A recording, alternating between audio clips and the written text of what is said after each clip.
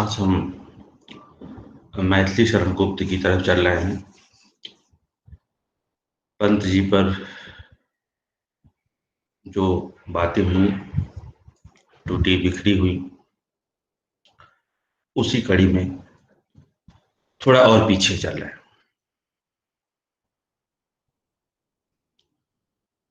चर्चा हमारी भी कभी चर्चा हमारी भी कभी संसार में सर्वत्र थी। वह सद्गुणों की कीर्ति मानो एक और कलत्र थी। इस दुर्दशा का स्वप्न में भी क्या हमें कुछ ध्यान था। इस दुर्दशा का स्वप्न में भी क्या हमें कुछ ध्यान था। क्या इस पतन की क्या इस पतन ही को हमारा यह अतुल उत्थान था। चर्चा हमारी भी कभी संसार में सर्वत्र थी। वह सद्गुणों की कीर्ति मानो एक और कलत्र थी। इस दुर्दशा का स्वप्न में भी क्या हमें कुछ ध्यान था। क्या इस पतन ही को हमारा वह अतुल उत्थान था। उन्नत रहा होगा कभी जो हो रहा अवनत अभी। जो हो रहा उन्नत अभी अवनत रहा होगा कभी। हंसते प्रथम जो पद्य हैं तम पंक में फंसते वही। मुरझे पड़े रहते कुमुद जो अंत में हंसते वही। उन्नत तथा अवनति प्रकृति का नियम एक अखंड है। चढ़ता प्रथम जो व्योम में गिरता वही मार्तंड है। अतएव अवनति ही हमारी कह रही उन्नति कला। उत्थान ही जिसका नहीं उसका पतन ही क्यों भला। उन्नत तथा अवनत प्रकृति का नियम एक अखंड है। चढ़ता प्रथम जो व्योम में गिरता वही मार्तंड है। अतएव अवनति ही हमारी कह रही उन्नति कला। उत्थान ही जिसका नहीं उसका पतन हो क्यों भला।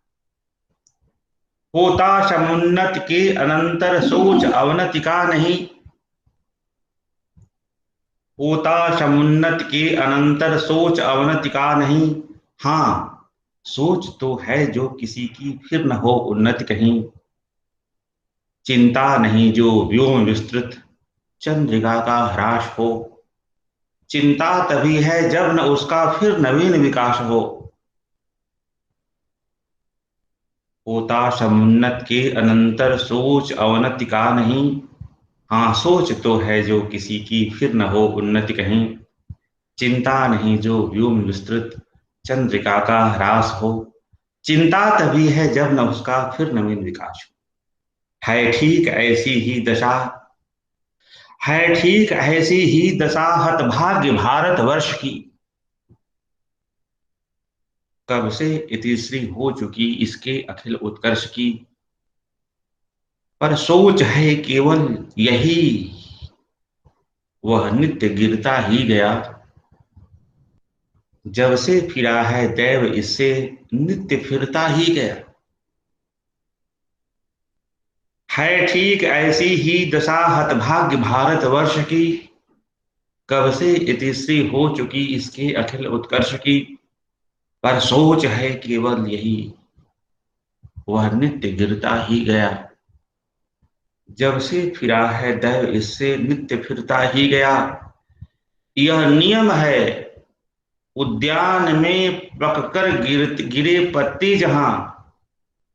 यह नियम है उद्यान में पककर गिरे पत्ते जहां।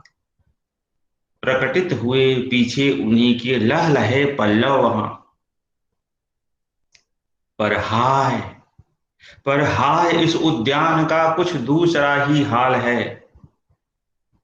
पतझड़ कहें या सूखना काया पलट का काल है। यह नियम है उद्यान में पककर गिरे पत्ते जहां, प्रकटित हुए पीछे उन्हीं के लहलहे पल्लव वहां। पर हाय इस उद्यान का कुछ दूसरा ही हाल है, पतझड़ कहें या सूखना, काया पलट का काल है।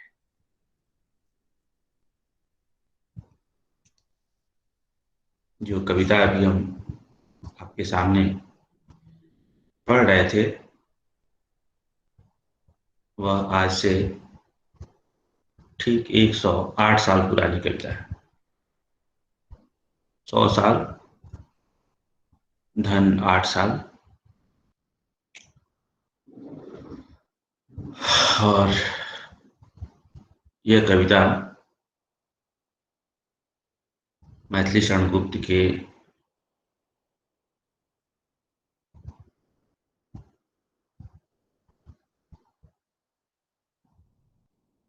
भारत भारती से है। भारत भारती के अतीत खंड से और उसके भविष्य खंड से भी कुछ मैं पढ़ रहा हूं। भविष्य खंड से, हे क्षत्रियों सोचो तनिक, तुम आज कैसे हो रहे। हम क्या कहें कह दो तुम्ही, तुम आज जैसे हो रहे। स्वाधीनता सारी तुम्ही ने है न कोई देश की, बनकर विलासी विग्रही नैया डुबोई देश की। निज दुर्दशा पर आज भी क्यों ध्यान तुम देते नहीं, अत्यंत ऊंचे से गिरे हा किंतु तुम चेते नहीं। अब भी न आंखें खोलकर क्या तुम विलोकोगे तो कहो, अब भी कुपथ की ओर से मन को न रोकोगे कहो। वीरों उठो अब तो कुयस की कालिमा को मेट दो, निज देश को जीवन सहित तन मन तथा धन भेंट दो। रघुराम भीष्म तथा युधिष्ठिर, राम न हो जो ओज से, तो वीर विक्रम से बनो विद्या अनुरागी भोज से। ये क्षत्रियों को संबोधित भविष्य खंड,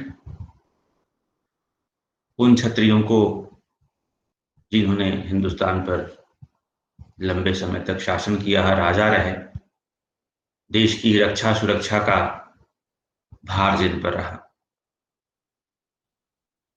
दूसरा समुदाय जो वैश्य है, जो व्यवसाय और समाज की, देश की आर्थिक उन्नति का संवाहक वैश्य समाज। वैश्यों सुनो व्यापार सारा मिट चुका है देश का। वैश्यों सुनो व्यापार सारा मिट चुका है देश का, सब धन विदेशी हर रहे हैं पार है क्या क्लेश का। अब भी न यदि कर्तव्य का पालन करोगे तुम यहाँ, तो पास हैं वे दिन कि जब भूखों मरोगे तुम यहाँ। वैश्यों सुनो व्यापार सारा मिट चुका है देश का, सब धन विदेशी हर रहे हैं पार है क्या क्लेश का। अब बिना यदि कर्तव्य का पालन करोगे तुम यहाँ, तो पास हैं वे दिन कि जब भूखो मरोगे तुम यहाँ। अब तो उठो हे बंधुओं, निज देश की जय बोल दो, बढ़ने लगे सब वस्तुएं, कल कारखाने खोल दो। जावे यहां से और कच्चा माल अब बाहर नहीं, होममेड इनके बाद अब बस अब इंडिया ही सब सब कहें।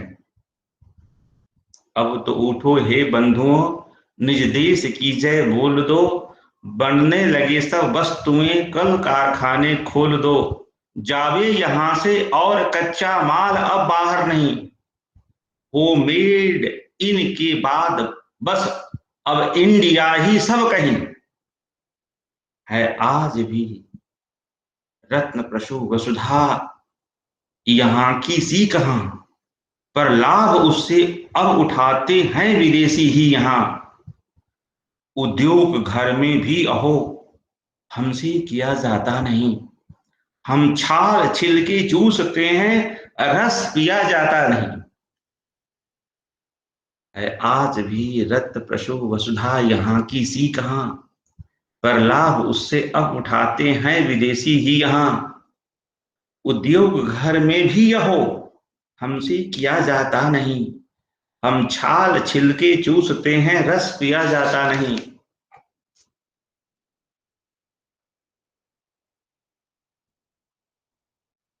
श्रमिक जिन्हें हमारी वर्णाश्रम व्यवस्था ने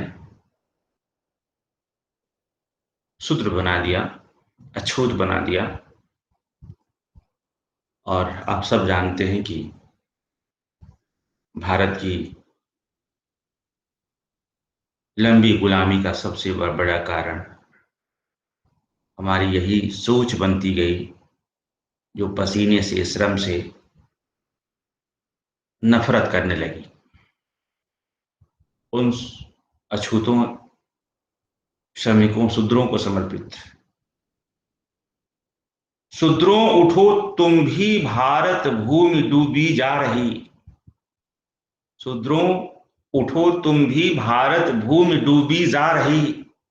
है योगियों का को भी अगम, जो व्रत तुम्हारा है वही। जो मात्र सेवक हो वही सुत श्रेष्ठ जाता है गिना। कोई बड़ा बनता नहीं, लघु और नम्र हुए बिना। रखो न व्यर्थ घृणा कभी, निज वर्ण से या नाम से। मत नीच समझो आपको, ऊंचे बनो कुछ काम से। उत्पन्न हो तुम प्रभु पदों से, जो सभी को ध्येय है। तुम हो सहोदर सुर सरीके, चरित जिसकी की। साधुओं और संतों को भी, संतों, महंतों, स्वामियों, गौरव तुम्हारा ज्ञान है, पर क्या कभी इस बात पर ज्यादा तुम्हारा ध्यान है। वह देश चाहे सुगम हो, आवेश अति दुर्गम्य है। सौरभ रहित है जो सुमन, वह रूप में क्या रम्य है। हे साधुओं, हे साधुओं सोए बहुत, अब ईश्वर आराधन करो। उपदेश द्वारा देश का कल्याण कुछ साधन करो। डूबे रहोगे और कब तक हाय तुम अज्ञान में। डूबे रहोगे और कब तक हाय तुम अज्ञान में। चाहो तुम ही तो देश की काया पलट दो आन में। थे साधु तुलसीदास, नानक रामदास समर्थ भी। थे साधु तुलसीदास, नानक रामदास समर्थ भी। व्यवहृत यही पद हो रहा है आज उनके अर्थ भी। पर वे न होकर भी यहाँ उपकार सबका कर रहे। सद्भाव उनके ग्रंथ सबके मानसों में भर रहे।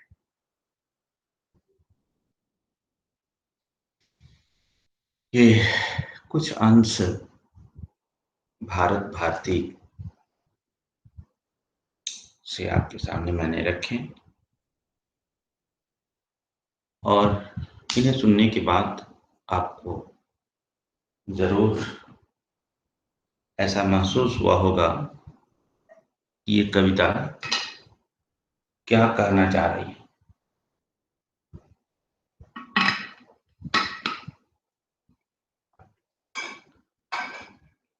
आप सब जानते हैं, और अलग से बताने की जरूरत नहीं है कि हिंदी में जो आधुनिक काल आया, उस आधुनिक काल की सबसे बड़ी विशेषता,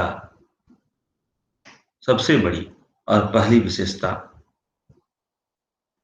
यही रही कि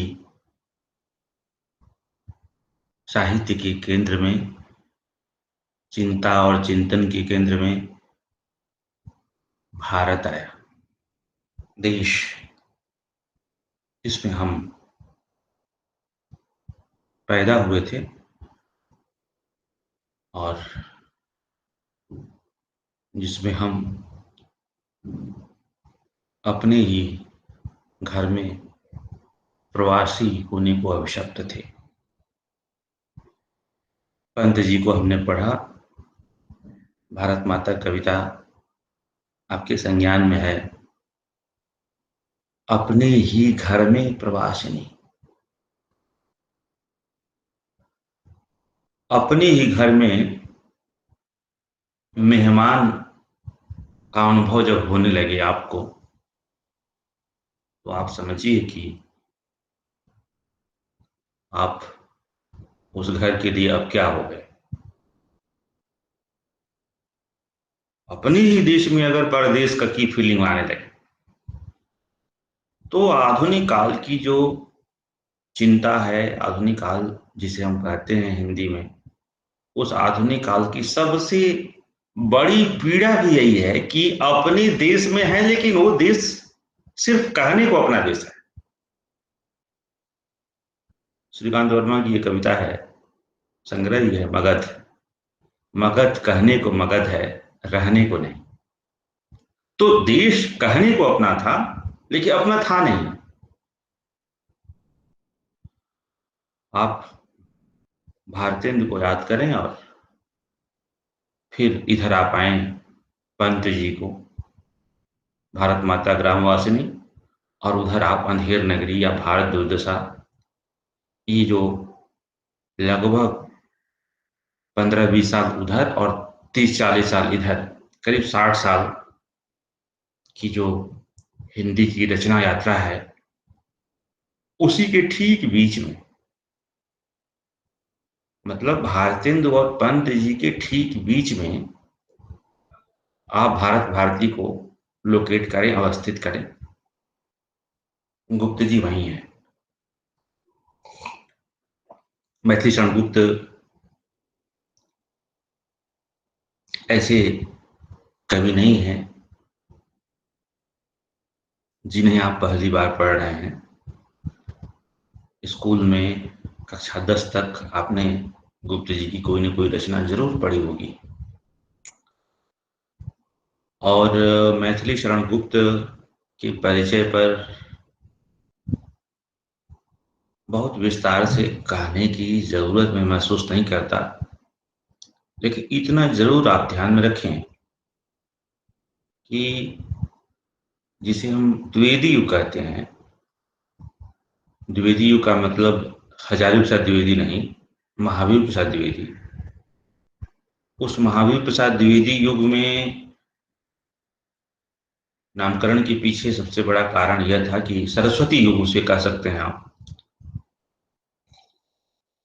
क्योंकि सरस्वती के संपादक लंबे समय तक द्विवेदी जी रहे, इसलिए द्विवेदी युग कहा जाता है उसे।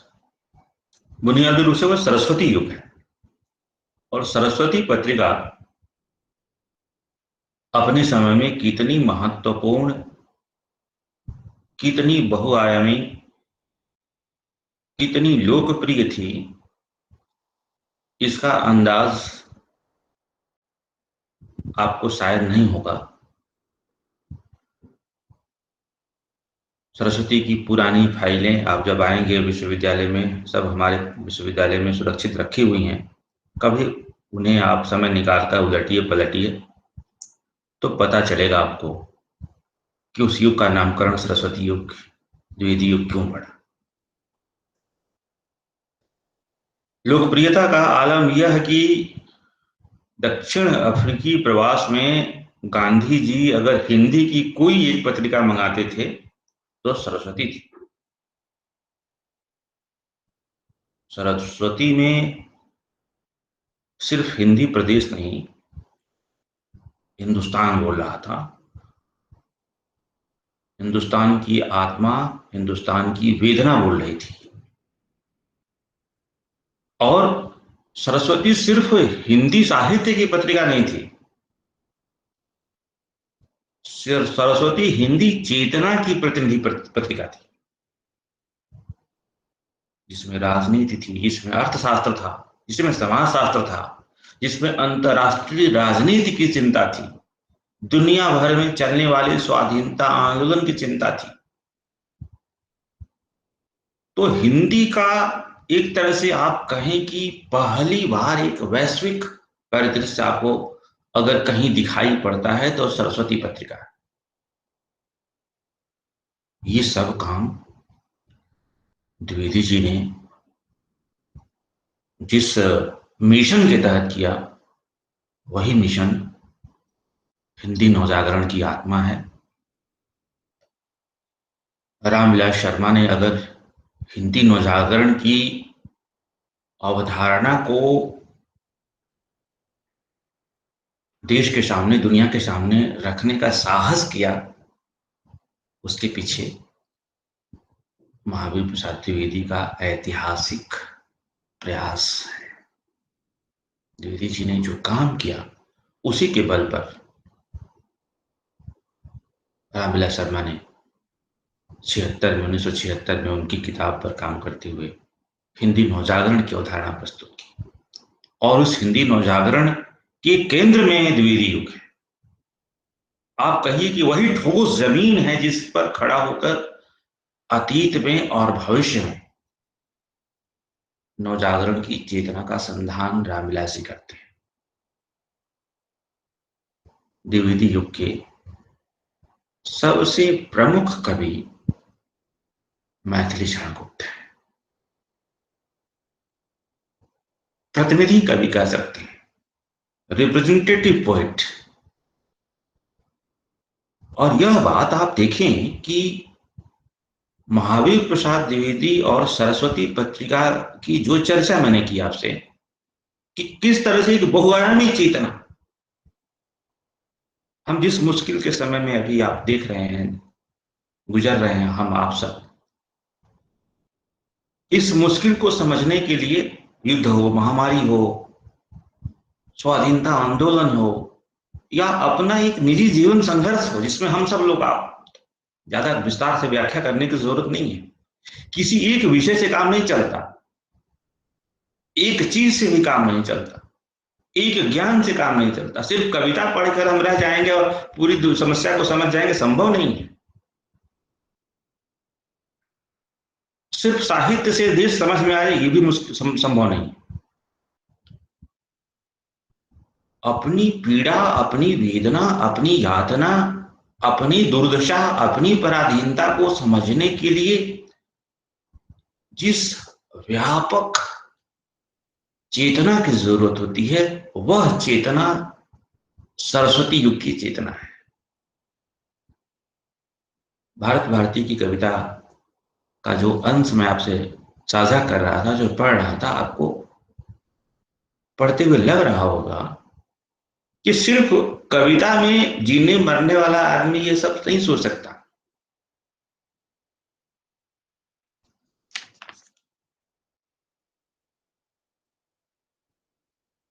देश की उन्नति, अवनति, उत्थान, पतन अपनी जगह पर है।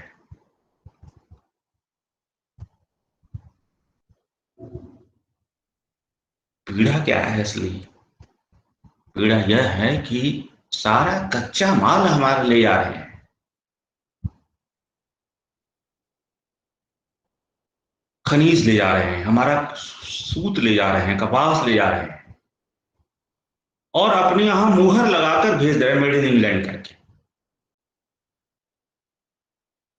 हो मेड इन के बाद अब बस अब इंडिया ही सब कहें। मेड इन इंडिया, ये 1913 का हिंदुस्तान है। और आप याद करें बलियां वाला व्याख्यान, जिसे हिंदी नवजागरण का घोषणा पत्र कहा जाता है, बारहा मैंने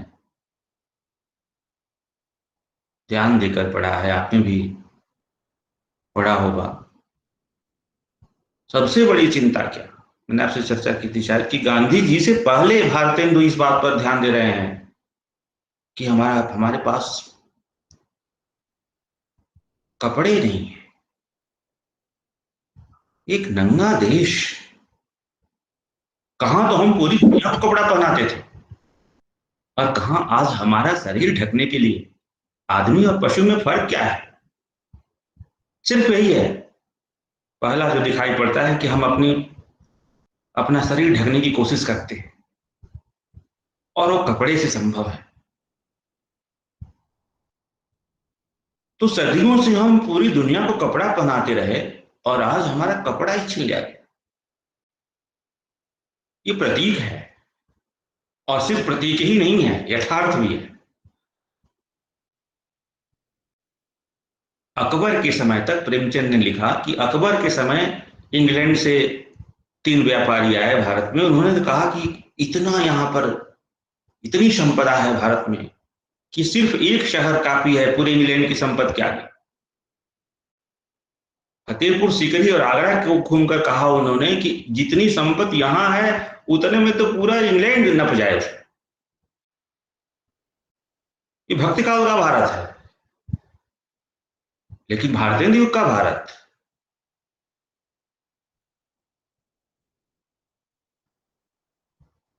मुक्तिबोध ने लिखा अपनी ऐतिहासिक किताब में कि 20 साल में 19वीं सदी का 1880 से 1900 के बीच सिर्फ बंगाल को लूटकर इंग्लैंड यूरोप का सबसे धनी देश बन गया। ये 250, 300, 400 वर्षों में कहां से कहां पहुंचा दिया अपने देश को, कुछ देशों को लूट कर।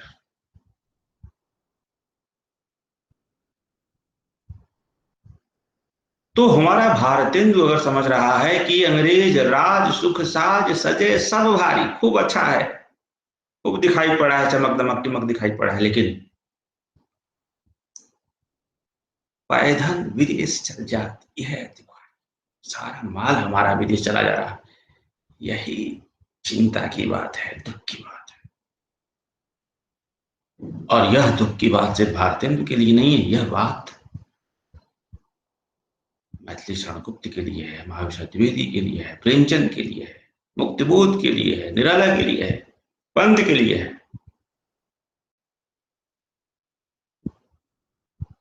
हिंदी का लेखक, हिंदी का कवि अगर देश की दुर्दशा के वास्तविक कारणों पर लिखने की जरूरत समझ रहा है, तो आप समझिए कि यह जरूरत अपने समय की कितनी बड़ी जरूरत थी। और सिर्फ अपने समय की यह बड़ी जरूरत होती तो मेरे ख्याल से यह उतनी बड़ी जरूरत नहीं होती, बल्कि सारे समय के लिए, हमारे समय के लिए भी उतनी ही बड़ी जरूरत है।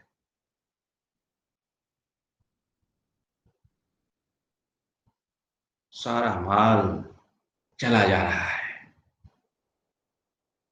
परिश्रम हम कर रहे हैं, मजे कोई और उड़ा रहा है।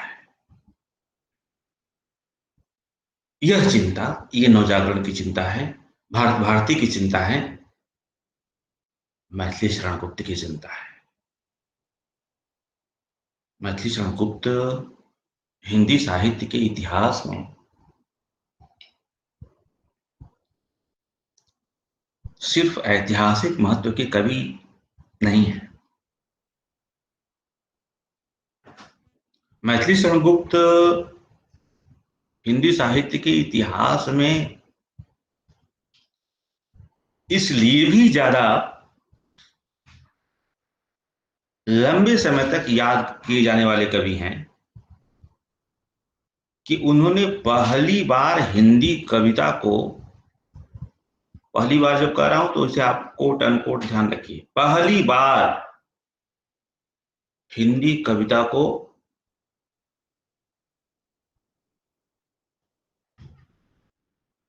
देश की राजनीतिक चेतना का प्रतिनिधि बनाया।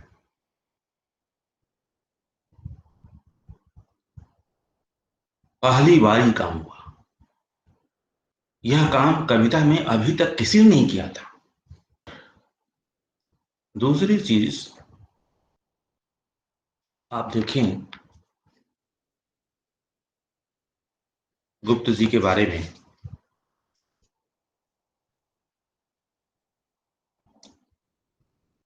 और उसे देखने के लिए मैं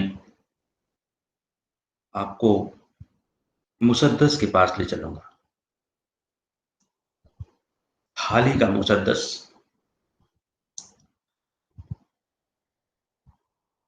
हाल ही को आप जानते हैं? जी नहीं सर। हाली उर्दू के कवि हैं और हाली भारतेंदु के समकालीन थे।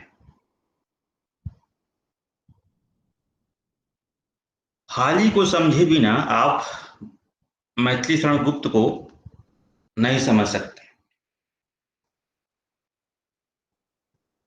हाली की रचना है मुशद्दस। मुशद्दस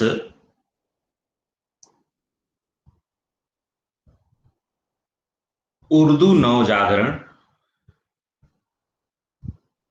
का प्रतिनिधि काव्य है, ठीक उसी तरह से जैसे भारत भारती हिंदी नवजागरण का। और दोनों के रचना काल में लगभग 30-35 वर्ष का फर्क है। हाली ने भारत के मुसलमानों को जगाने के लिए कविता लिखी थी और हाली पर अलीगढ़ आंदोलन सर सैयद अहमद खान का प्रभाव था कि मुशद्दस की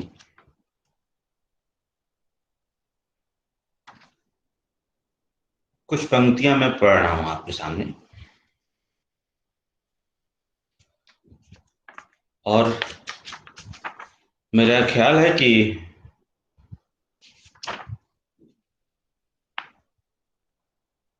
मुसद्दस की इन पंक्तियों को पढ़ने के बाद आप भारत भारती को समझने की ऐसी कुंजियां पाएंगे जो शायद अन्यत्र दुर्लभ है। पस्ती का कोई हद से गुजरना देखे, पस्ती का कोई हद से गुजरना देखे, इस्लाम का गिरकर न उभरना देखे, माने न कभी की मद है हर जज्र के बाद, दरिया का हमारे जो उतरना देखे, बहुत आग चिलमों की सुलगाने वाले, बहुत घास की गठरियां लाने वाले, बहुत दर बदर मांग कर खाने वाले, बहुत फाके कर कर के मर जाने वाले, जो पूछो कि किस खान के हैं वे जौहर, तो निकलेंगे नस्ले मुलक उनमें अक्सर। यह जो कुछ हुआ एक शम्मू है उसका, कि जो वक्त यारों पे है आने वाला, नहीं गरचे कुछ कौम में हाल बाकी, अभी और होना है परमाल बाकी। बहुत दिन से दरिया का पानी खड़ा था, बहुत दिन से दरिया का पानी खड़ा था, हुई थी ये पानी से जायल रवानी, कि मुश्किल से कह सकते थे उसको पानी। बहुत दिन से दरिया का पानी खड़ा था, हुई थी ये पानी से जायल रवानी, कि मुश्किल से कह सकते थे उसको पानी, पर अब उसमें रौ कुछ आने लगी है, किनारों को उसके हिलाने लगी है, हवा बुलबुले कुछ उठाने लगी है, अफूनत और पानी से जाने लगी है। अब देखो बड़ी सुंदर ये रूपक है। दृश्य ये है कि ठहरा हुआ पानी, ठहरे हुए पानी में आप सब जानते हैं कि अभी सारी लड़ाई ऑक्सीजन की चल रही है और ऑक्सीजन कितना कीमती अभी हमने नहीं समझा था कि जीवन के लिए ऑक्सीजन कितना जरूरी है। क्योंकि हम सांस लेते थे और हमें पता नहीं चलता था कि ऑक्सीजन जा रहा है कि क्या नाइट्रोजन जा रहा है, हम लोग सांस लेते थे, जीवित थे।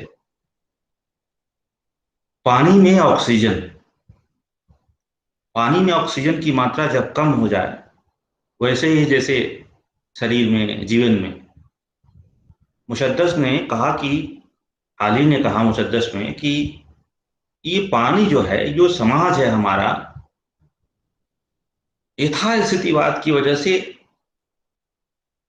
जकड़बंदी का शिकार हो गया, उसमें कार्बन ऑक्साइड उसमें भर गया, ऑक्सीजन खत्म हो गया उसमें। तो जो नई चेतना होती है, नए विचार जो आते हैं, वो ऑक्सीजन का काम करते हैं। उसकी जरूरत होती है किसी भी जकड़बंदी को दूर करने के लिए।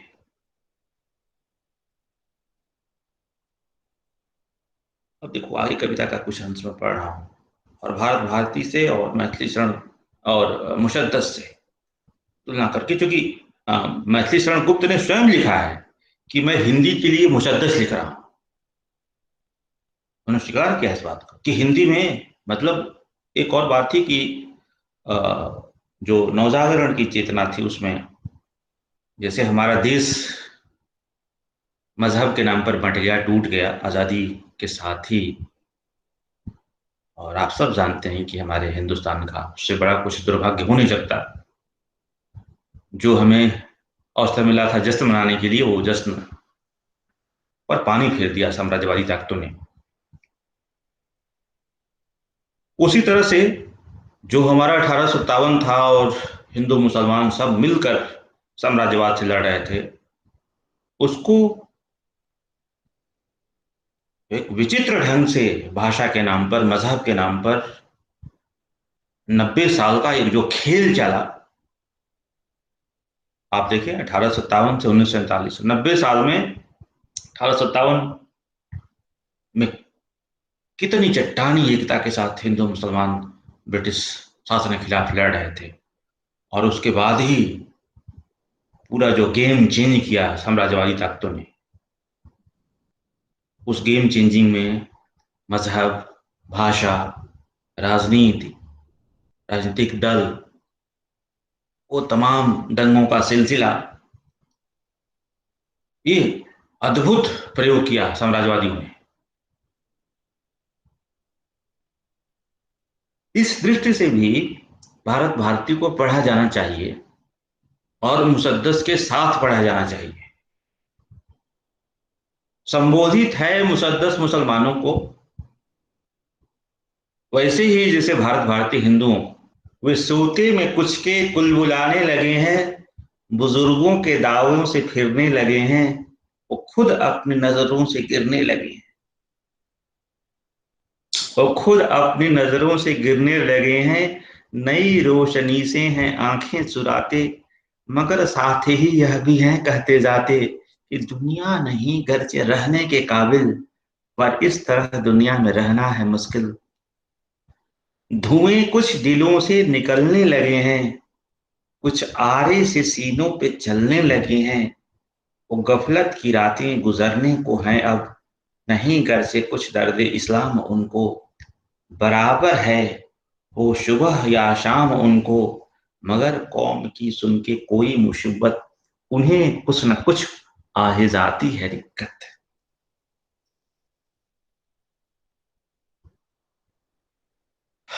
किसान मजदूरों को समर्पित मुशद्दस की ये पंक्तियों के साथ मैं बात खत्म करूंगा।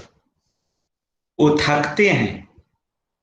आपने देखा होगा भारत भारती में क्षत्रियों को, शूद्रों को, वैश्यों को, साधु संतों को, तमाम सेक्शंस को हिंदू समाज के संबोधित किया गया है। मुसद्दस ने सही सीखा, मैथिली शरण जी ने। और सीखने में आप ध्यान रखिएगा, सीखना नकल करना नहीं होता। परंपरा का अनुसरण करना सबसे जिम्मेदारी का काम होता है। जो अगर यह कह रहा हो कि मैं पहली बार ये काम कर रहा हूं, ऐसा होता नहीं। परंपरा को आत्मसात करना और आगे बढ़ना, बिना परंपरा को समझे आप आगे बढ़ ही नहीं सकते। जैसे शमशेर जी ने एक बड़ी प्यारी बात लिखी, जैसे हम, और सी एस इलियट ने कहा कि 25 साल तक हर आदमी कविता लिखता है। 25 साल तक हर आदमी कविता इसलिए लिखता है कि उसने तब तक कविता पढ़ी नहीं होती, वह कविता जी रहा होता है इसलिए कविता लिखता है। कविता को जीना और कविता को पढ़ना दोनों में फर्क है। तो शमशेर जी ने लिखा कि नए कवि को क्या करना चाहिए। नए कवि को कहा कि पहले पढ़ना चाहिए। मान लो हिंदुस्तान का कवि है तो पहले हिंदी में अगर हो तो हिंदी कविता पढ़ जाना चाहिए, 1000 साल का इतिहास। फिर हिंदी पढ़ लिया तो संस्कृत पढ़ना चाहिए, संस्कृत खत्म हो गया तो फिर अंग्रेजी पढ़ना चाहिए। ऐसी तमाम भाषाओं की कविता, आस पड़ोस की भारत की और भाषाओं की कविता पढ़नी चाहिए। ये सब पढ़ने के बाद भी अगर वह कविता लिखने की स्थिति में है तभी उसे कवि माना जाएगा। जैसे टी.एस. एलियट ने कहा कि 25 साल के बाद कोई कवि रह जाए वही कवि माना जाता है। 25 साल तक तो हर आदमी कवि होता है। तो मैथिली शरण जी ने जो लिखा वह अपने समय के पूर्वज कवियों को पढ़कर लिखा। मुशद्दस की एक पंक्ति आप देखिए, वो थकते हैं और चैन पाती है दुनिया, कमाते हैं वह और खाती है दुनिया, समझते नहीं इसमें जान अपनी जान को, वे मरमर के रखते हैं जिंदा जहां को। न लू जेठ की दम तुड़ाती है उनका, न लू जेठ की दम तुड़ाती है उनका, न ठिर माघ की जी छुड़ाती है उनका।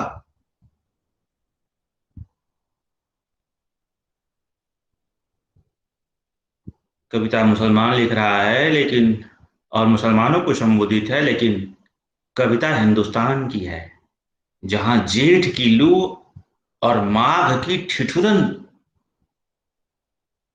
की समझ है। अब ध्यान, शब्द पर ध्यान दीजिए, जेठ है, माघ है। न लू जेठ की दम तुड़ाती है उनका, न ठिर माघ की जी छुड़ाती है उनका। उन्हीं का उजाला है हर रह गुजर में, उन्हीं की है यह रोशनी दर तो दर में। हर एक मुल्क में खैरो बरकत है उनसे, हर एक कौम की शानो शौकत है उनसे। नजाकत है उनसे, शराफत है उनसे, शर्फ उनसे, फख्र उनसे, इज्जत है